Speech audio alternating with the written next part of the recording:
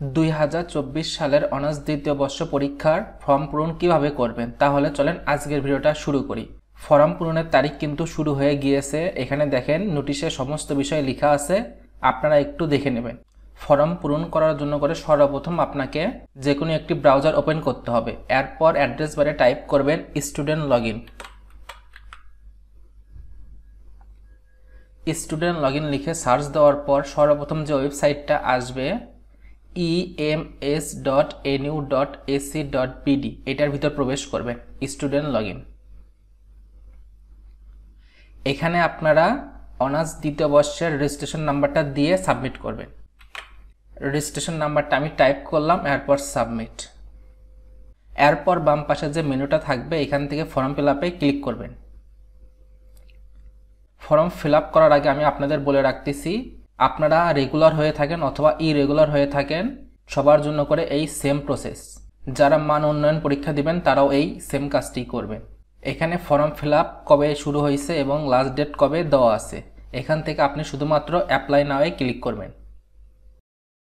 এখানে student information দেওয়া থাকবে আর ডান পাশে আপনি কোন কোন সাবজেক্ট পরীক্ষা দিতে পারবেন দেওয়া থাকবে।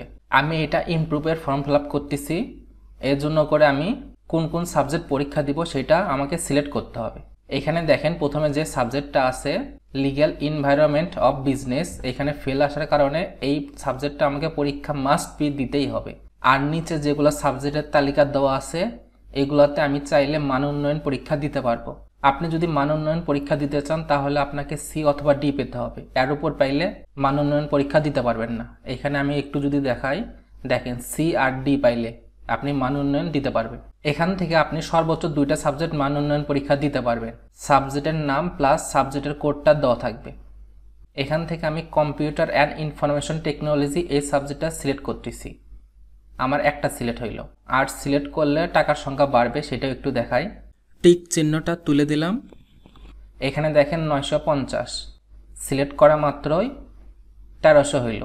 আপনাকে পার সাবজেক্ট 350 টাকা দিতে হবে। এই টাকার বিষয়টি কোথায় লেখা আছে আমি একটু যদি দেখাই, এখানে দেখেন 1 নম্বরে 350 টাকা লেখা আছে প্রতি পূর্ণপত্রের জন্য করে। আমি আরেকটা সাবজেক্ট সিলেক্ট করব, হিউম্যান রিসোর্স ম্যানেজমেন্ট। এখানে 1300 আছে, এবার হবে 1650। দেখেন 1650। আর এখানেও আমার লেখা আছে দেখেন 350 গুণ 3 1050 আর 600 টাকা। এটা কি আমি একটু বলে রাখতেছি।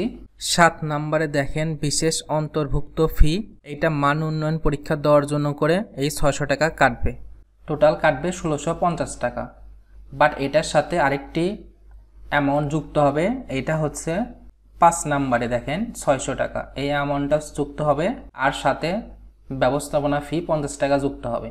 এই টোটাল আমার কাটবে 1650 প্লাস 600 প্লাস 50, টোটাল আমার কাটবে 2300 টাকা। আপনি চাইলে নাম্বারটি চেঞ্জ করতে পারবেন, আমি নাম্বারটি চেঞ্জ করতেছি না। এবার আমি সাবমিট দেওয়ার জন্য করে নিচে যাব, এবার সাবমিট করব।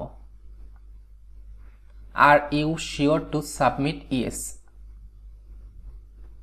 Form fill up apply successfully. Form fill up submit করা আমার কমপ্লিট। এবার এই পিডিএফটা ডাউনলোড করার জন্য করে অ্যাপ্লিকেশন ফর্মে ক্লিক করব। এরকম আসবে, এরপর কন্টিনিউ টু সাইটে ক্লিক করবেন। দেখেন পিডিএফটি চলে আসলো। এখান থেকে আপনি ডাউনলোড লেখা আছে, এখানে ক্লিক করবেন। এরপর আপনি যে ফোল্ডারে রাখবেন, আমি ডাউনলোডে রাখবো তাই ডাউনলোডে সিলেক্ট করে এখান থেকে সেভ করে দিচ্ছি। এখানে কিপে ক্লিক করব, download complete, show in folder, তাহলে আমার পিডিএফটি চলে আসলো। আর যদি কোনো কারণে আপনি ডাউনলোড করতে ভুলে যান তাহলে ফর্ম ফিল আপে ক্লিক করবেন, এখানে লেখা আছে অ্যাপ্লিকেশন ফর্ম, এখান থেকেও ডাউনলোড করে নিতে পারবেন। আপনারা সময় মতো ফর্ম ফিল আপটা করে নিন। আজকের ভিডিওটা এখানেই শেষ করতেছি। Thank you for watching this video.